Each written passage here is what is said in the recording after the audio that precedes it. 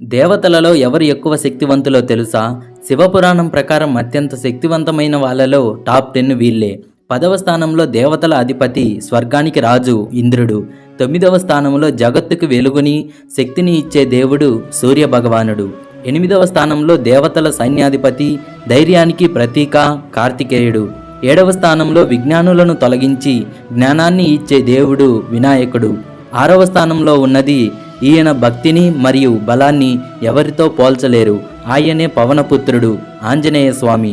5వ స్థానంలో సృష్టికర్త బ్రహ్మ. 4వ స్థానంలో ధర్మాన్ని కాపాడడం కోసం అవతరించిన వారు విష్ణువుకి 8వ అవతారం శ్రీకృష్ణుడు. 3వ స్థానంలో పురుషోత్తముడు శ్రీరాముడు. 2వ స్థానంలో ఉన్నది మొత్తం జగత్తుకే రక్షకుడు ధర్మరక్షకుడు, ఆయనే మహావిష్ణువు. మరి 1వ స్థానంలో ఎవరు ఉన్నారో గెస్ చేయండి. ఆయనకు ఆది లేదు అంతం లేదు. అతనెవరో మీరే కామెంట్ చేయండి.